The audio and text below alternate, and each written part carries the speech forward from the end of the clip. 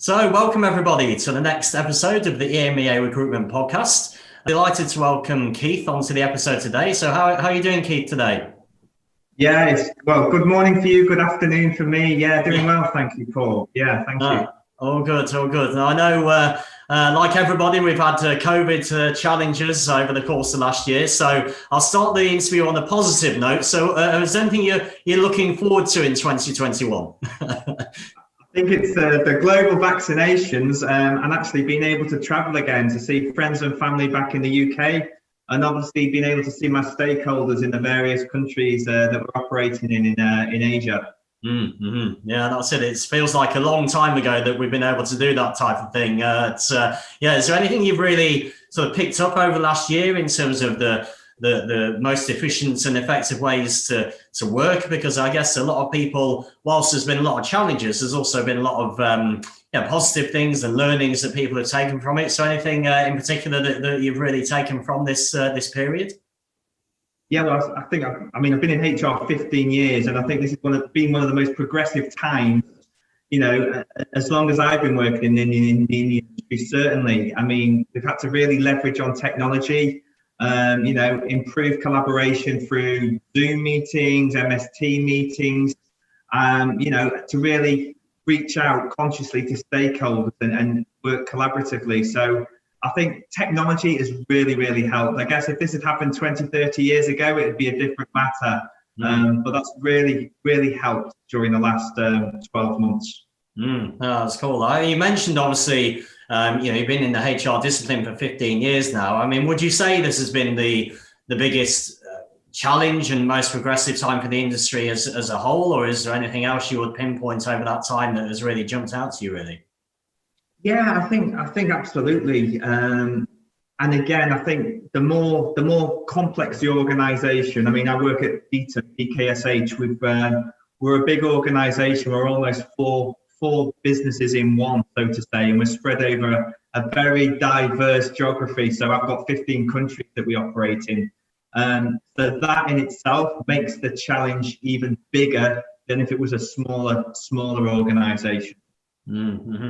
Yeah, that's it. I mean, you mentioned there 15 countries. It's a lot of people, a lot of different geographies, time zones to keep in mind, and it's difficult. So I think to keep the relationships going over Zoom. I mean, I think Zoom is definitely a better tool than, as you say, 20 years ago when I'm still old enough to now to remember faxing CVs across to clients. But yeah, it's definitely better with technology. It does help, but it still has its challenges, really, to keep the relationships going. But also, I think a lot of companies tend to struggle with the culture of the business as well, because obviously remote working come into play a bit more as well. I mean, what are your thoughts on that? Because I mean, that's got to be, from a HR perspective, that's got to be quite a big challenge to keep the culture strong whilst all these changes are happening.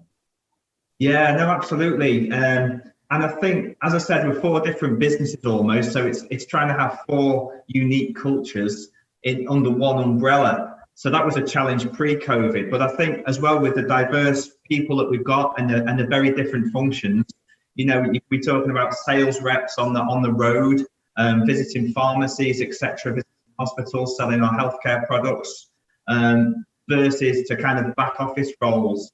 So challenges have been unique depending on the functions as well. We want our sales reps to be safe and to have the necessary PPE. Our employees are the forefront of our business, and it's paramount for them to know that they're forefront, and we want to keep them safe, keep their families and themselves healthy while they're going about their daily business. So, some of them have had to pivot, they've had to do sales calls online via Zoom, etc. as well. And also kind of, stick to the local regulations which each country has in place as well to stem the pandemic. Well, you mentioned in that answer there about the people being at the forefront of the business, and it's hiring and retaining great talent is always a challenge, even when the market is more stable than it is now. So, I mean, what do you think is the key in your experience? Because, say, 15 years, you've had a lot of experience in this area. So, what do you feel is the key to recruiting and retaining great people? No, excellent question. I think initially it's all about the EVP, right? The employer value proposition. What can we offer bigger and better than our competitors? You know, with our competitors, where we're working now, we're dealing with our clients can be competitors. So that could be pharma companies, healthcare companies, medical device companies, but it can also be our competitors, other logistics and distribution companies as well. So they're the companies we're fighting for talent. So it's making it clear to you know, to prospective employees and candidates what we're all about, what DKSH stands for, what our mission is, what our values are. But also, and I think now even more so with generation, you know, the millennials, etc. It's not like our old Generation X. They're looking for something different. So, you know, it's making sure that other hygiene factors are there as well. That, you know, we are focusing on the development of the individual. We're focusing on them, and we're allowing them flexibility as well, not only to develop, but also look after themselves. And that's come to the fore again with COVID, you know, making sure that they're safe, they're well, and they've got the technology, etc., to be able to do their job wherever, and being able to, you know, support their families as well. Mm-hmm. Well, I mean, it's great to see that you know, DKSH has that approach, and I think you're right that things have changed so dramatically over the years. I mean, certainly, you know, when we were recruiting 20 years ago, the first question most people asked us was, well, what's the salary for this position and how much increase am I going to get? Whereas now, the younger generation, they want the more buy-in to companies. They want to hear what the values are and that they're ethically sound and that they have a solid career progression. And you then tend to find the companies that don't have that, or they don't push that into the organization, then they don't tend to, they find it harder to attract the best people, you know. So might be putting you on the spot a little bit, but do you the main values for DKSH, what would you say they are? The main values for DKSH, it's entrepreneurship. Definitely people, you know, come in with an innovative entrepreneurial mindset. And I've seen that personally as well. If you've got those fresh ideas that you're bringing them in as i.e. a graduate maybe, or as a mid-level professional, and you're given the bandwidth to run, you know, to promote those ideas, and given the bandwidth to implement those ideas as well. So that's one of our key values is entrepreneurship. Another one is collaboration. And that goes hand in hand with communication. And it's been difficult, as I said at the start of this interview, with COVID, but with that being embedded in our core values, collaboration and communication is at the forefront of everybody's mind. And that's how we do business. I think when I very first started here, my manager said to me, Keith, it's all about relationships. And I think that's come to fruition even more with COVID now. It's building those relationships, cross borders, cross functions, working collaboratively towards one goal. Mm-hmm. Oh, it's great to hear, and that they are well-defined values, and they're aligned with what the market really is looking for and what the best talent is looking for, really, which is good. And it's good to see that actually they are values that are practiced in the organization, because I know DKSH has a very good retention record, you know, and you tend to find people when they join, they do stay there for a good amount of time, which I think is the best KPI, if you like, to show that companies that you are looking after the people there, which is great to see. Yeah. So I was wondering, in terms of still in the area of retention and recruitment, what changes you feel organizations can implement to sort of attract the best people? I mean, because you mentioned the values and the and having an ethical approach, but is there anything else you feel that is really important that to attract the best people in the market? A very good question again. I think it's about what stands us out from the rest. You know, we need to be an employer of choice. We need to be a place where people think, right, that's somewhere that I'd like to work based on, you know, the mission, the vision, the values, what we offer. but also how they can see their career, career development with us. We offer clear career paths, and we offer with that, exceptional opportunities. If you perform and you prove yourself, there's career paths within functions, across functions, and across business units as well. So that's something that we do try and promote. We do try and get our graduates in, and we do try and identify and develop our talent from within. Just this year, 2020, I actually implemented a new an accelerated talent development program for key talents, and that's proved very, very successful in retaining people. But not only that, showing other business units, wow, this has been done in healthcare. Let's do this in our other business units as well. So that's a kind of a tick in the box, a gold star, and that's actually going to be rolled out in 2021 for our other 3 business units as well. Okay. No, it's really, again, great to hear, and it's something that you see, obviously, when people join a business now, they don't just join it for the initial role, they join it for a career path and development. And if you've got that highlighted this key talent development program, that's going to keep people interested and motivated to keep pushing themselves, and then it creates almost a funnel of people for you as well to bring in to replace the people, because it's a good a good way of doing it in the recruitment side of things, I think. Yeah. So I think obviously for a lot of people, their first impression of a business, especially if it's not let's say one of the globally well-known businesses, the first impression they have often of a company is when they start to go through a recruitment cycle, when they're approached by a business and how the recruitment process generally moves. So obviously you've had a lot of experience in this area, so I was wondering what you feel are the key things, the key steps in order to have a really efficient and effective recruitment process that really focuses on quality people into a business, to be honest. Yeah, I've thought about this a lot. There's obviously the internal efficiency, right, for the process as well, to make sure it's internally run effectively. And I could speak briefly about that as well. And then obviously, from the candidate's perspective as well, how to make it more efficient and effective for them. My background as well, prior to even joining HR 15 years ago, I actually started off in finance and shared services. So I've come from that background that's very process orientated. There needs to be clear, consistent, efficient processes, right? And I think, as I said earlier, the more complex the organization, the more that shows the necessity for having those processes, efficient processes as well. So I really make sure from a HR standpoint that, I've discussed with the hiring manager the full job description, the key deliverables, the outline of what the job has got to be delivered. Needing to understand as well from the hiring manager's perspective, the person specification. What is the ideal candidate look like, in terms of skills, in terms of experience, and also in terms of kind of chemistry, right, of fitting in with the rest of the team. So I think from a HR internal standpoint, that's the main thing that I focus on primarily.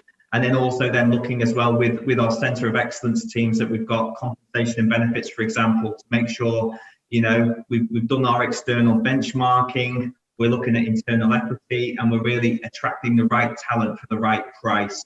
And then once all that's done, obviously internally, it's then engaging them with the candidates, having a clear job description or job advert, making sure that you've posted it in all of the correct places to ensure that you're enticing the correct talent or the talent that you need, either via LinkedIn or JobsDB is very popular over here in Asia, and the right job boards, and then engaging with the candidates as well. So usually depending on the level of the role, if it's maybe an associate role or below, we have a first interview and then a second interview with the hiring manager, and keeping the candidate informed throughout the process.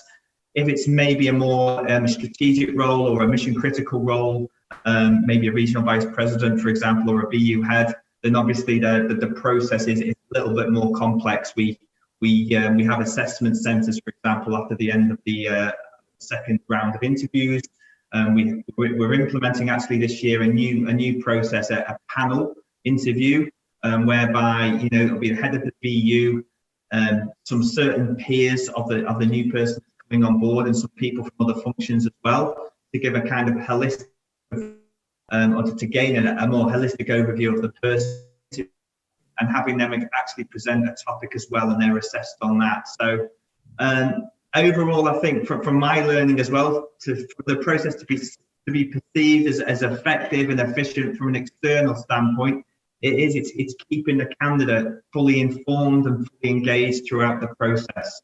I think other people, we've been at the receiving ends of that ourselves when we've been going for roles ourselves.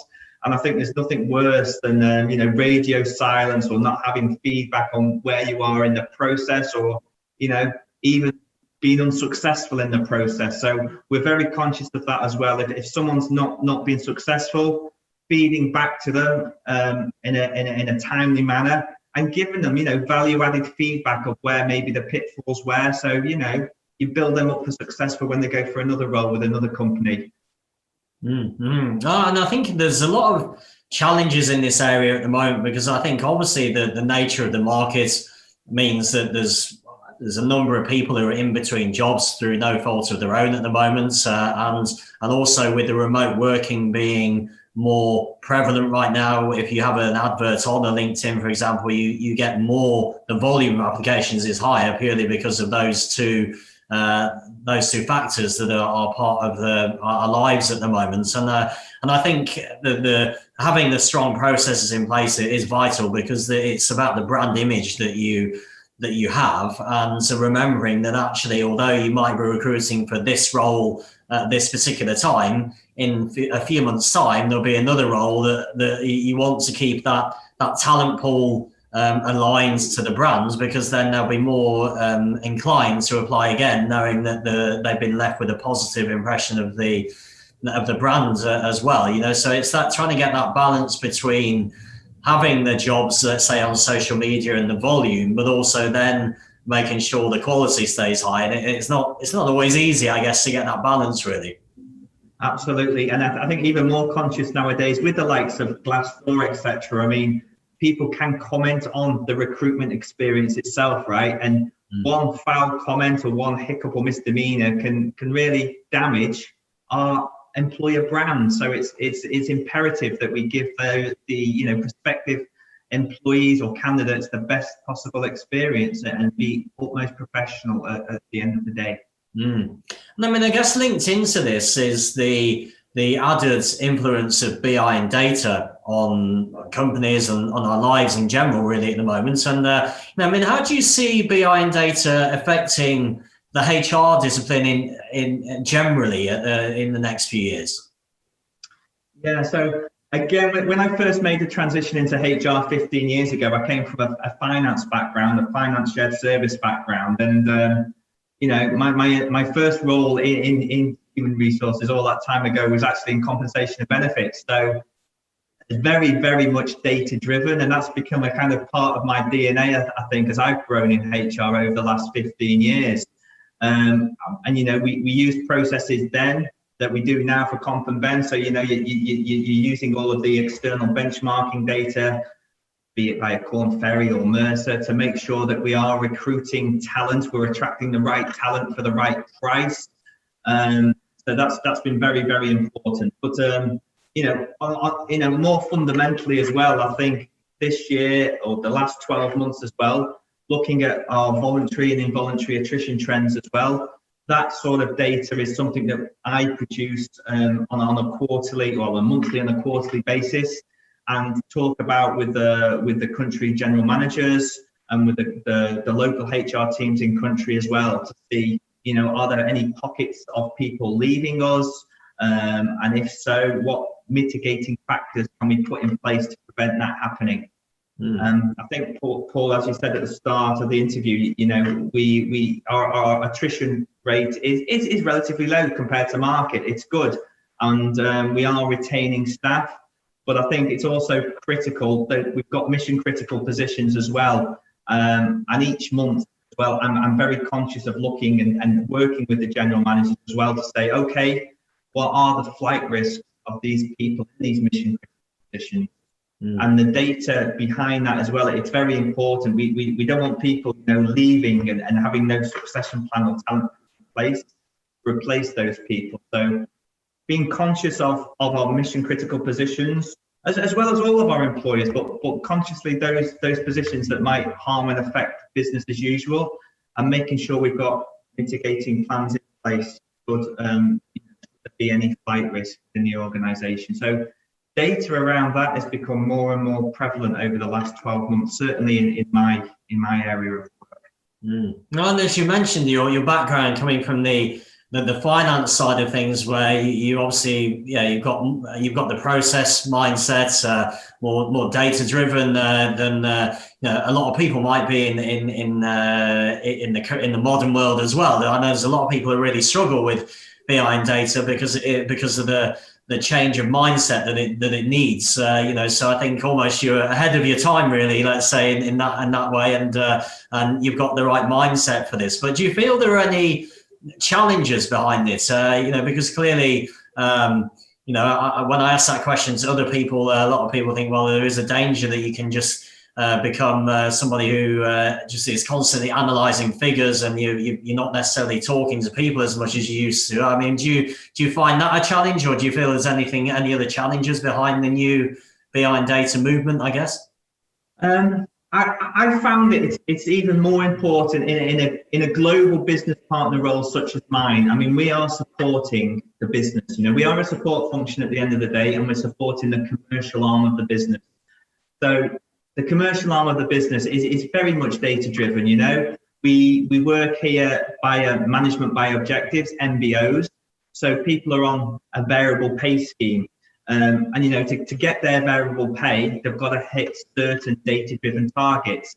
Then we talk about EBIT, NOC, very specific sales targets, etc. So that data is important for a HR professional supporting a business to understand, how net operating capital is made, what goes into EBIT, etc. And understanding that from the business perspective then helps me propose and give HR best practice solutions to the business to be able to support the commercial side.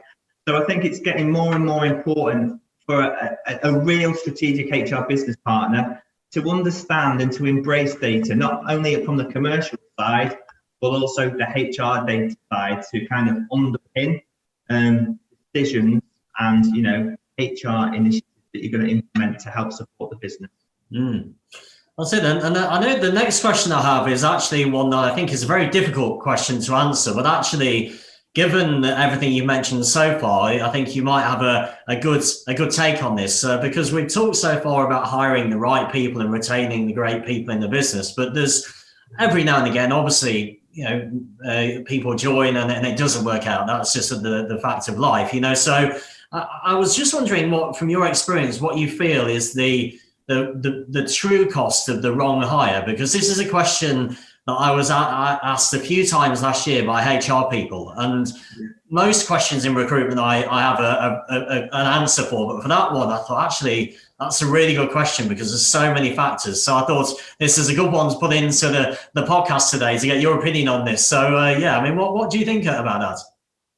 I think it can be expensive, Paul, both time and financial cost. Here as well for our real, our executive roles, we work on a kind of an SLA of 90 days. So that's from the previous incumbent leaving their seat to getting a new person on board. So, that's 90 days of your time or one's time to shortlist, to interview, and to get a candidate on board. So in time-wise, if you make a wrong decision, that's almost 90 days wasted, right? If you've got someone on board that's not a great fit for the organisation yet. And then also, financially as well, I think whether it be, we do advertise on job boards, but we do use, we use agencies and retained searches and people like yourself, Paul, to help support on that. So, obviously there's recruitment fees, etc., that are paid. And for us to make a wrong decision, a wrong hire, it can be not just timely, but expensive with the money invested as well. And, you know, we find not just in this organisation, but in past organisations I've worked as well, you know, we have the probationary period as well. So that kind of gives you a stopgap to assess and to check suitability for the role and their own suitability for their role with the organisation. But during that time, you know, the probation period, usually 3 months as well for executive positions. You know, in that time, you're investing a lot of time to update them on the business culture, processes and procedures, and try and embed them in the organisation. And, you know, if that goes awry and they don't successfully complete their probation period, then that is, I think, it's costly both in time and financially for the organisation. Yeah, because I mean, you also have the additional time when you obviously then rehire. You've got the new person coming in, which is another 90 days of training and getting them set up into the business as well. And I think so it actually can go beyond that, but also I think it's the opportunity cost as well, because the time that yourself and whoever the line manager is putting into getting the person up and running, they're doing that rather than other things, and it's fine if the person works out, but if the person doesn't work out, then it's the time lost on other things that could have been done. And I think it just highlights what you were talking earlier about around having a very process-driven recruitment cycle, trying to focus on getting the quality people in, so that then you don't experience hiring the wrong person very often. That is so important to do. And I think, what I've found is a bit of a trend at the moment is that a lot of companies will use LinkedIn and solely use LinkedIn for their recruitment. And there's no doubt LinkedIn has a place, in the recruitment world. But I always feel that the social media platforms tend to emphasize speed and volume over quality quite often, and I think that it's trying to get that balance between using the tools that are out there, but at the same time remembering if you get the wrong person in, then it's a lot more costly than waiting an extra 2 or 3 weeks to get the right person in, really. Absolutely, yeah, absolutely. And I guess I know you mentioned it a few times, so I think I've got to ask the question, really, because you started off in finance and went into HR, and that's quite unusual, So what was it was there some kind of light bulb moment you have that you thought, actually, HR's more for me? What changed the career path there? Yeah, well, as I said, after my first degree in European studies, which involved, languages, French, etc., is something I was really interested in after leaving school. And back in the day, we were establishing a lot of financial shared service centres in the northwest of England, where I'm from. So that was kind of processing and doing accounts for, a big pharma company, Bristol Myers Squibb, for example. So processing their invoices, etc., from French clients. It was cheaper for them to offshore it to the UK. So I got into finance kind of by accident through my French skills. And then I joined Michelin, and they were establishing a shared service centre in Manchester, so offshoring all of their accounts payable processes from Clermont-Ferrand, headquarters in France, across to Manchester. But it was actually during that time with, doing all of the training from the people who were actually offshoring the processes from, and then doing all of the training from that to the new people that would be doing it in the Manchester Shared Service Centre, that really gave my first kind of taster of, learning and development and, HR. And it was also more of a, the front office, open face, dealing with people rather than back office crunching numbers all day. And I thought, that's it. HR is for me. And then obviously I pursued my master's in HR, my CIPD, and the rest is history, so to say. And I'm glad I made the move, because finance was not for me at the time. No, but it's really interesting, because so many people that we meet on the podcast who are now at senior level in their discipline, they're at some point you find in their career path, their career path has taken a different direction than what they would ever imagine, due to a chance encounter or a chance situation, or just bumping into somebody at a network event or something like that, and then it's shaped the next 15, 20 years of their life, and I think you tend to find that it's a bit of a mindset to that. You know, the successful people tend to have this more opportunistic mindset where they think, okay, I don't have to go down this route. I can try something different because I might enjoy it more. You know, so do you think you are quite an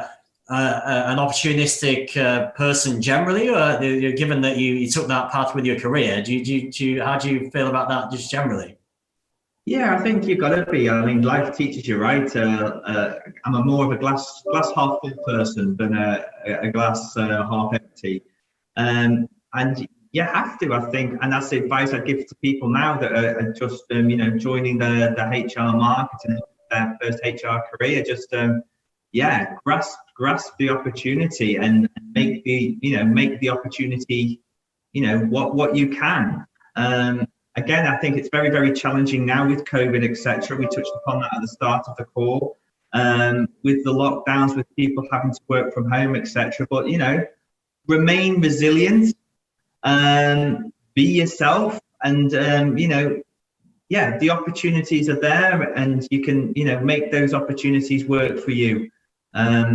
As I say, it's my career path's taken me to several different countries. I feel blessed for that, starting off in the UK, moving to France and Switzerland, working in the Netherlands for some time as well when I did a restructure of the International Baccalaureate in Switzerland. And then obviously moving to Asia, I grasped the opportunity. I mean, I was made the Group HR Operations Manager at the International Baccalaureate with a team in Singapore. I'd never got Asian experience before. 5 years in Asia, I'm absolutely loving it. And it's something that, I would encourage people to do, grasp the nettle.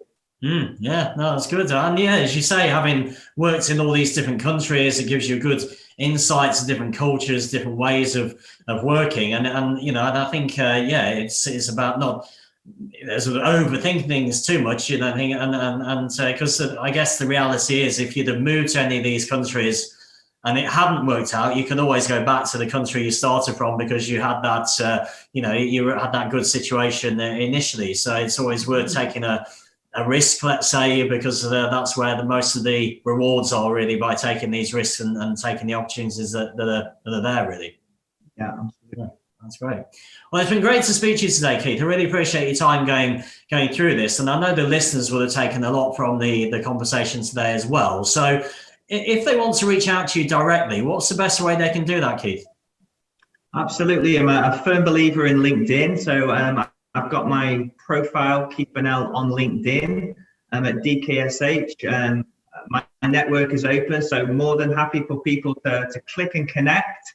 And if they want to discuss, career aspirations, career motivations, and also open to swap best practices and learn from them as well, please click and link in with me. And I always respond to emails. And again, we can take a call, an MS Teams or a WhatsApp thereafter. Mm-hmm. No, that's great. No, well, that's we'll obviously also put this information on the post on LinkedIn when it gets promoted as well, to make it as easy as possible for people to connect to you. And thanks again for your time today, Keith. Really enjoyed the call, and best of luck for 2021, and fingers crossed it'll be a little bit easier than 2020 on the COVID thing. Yeah, and to you too, Paul, and to all the listeners, all the very best, and roll on the vaccination. Yeah, indeed. Thanks, Keith. Speak to you soon. Bye-bye. Thank you. Bye-bye. Bye-bye. Thank you for listening to today's podcast episode. If you'd like to reach out to Paul or myself, please feel free to send a connection through on LinkedIn. And if you'd like to listen to previous episodes of the podcast, you can find them all at our website, www.emearecruitment.eu.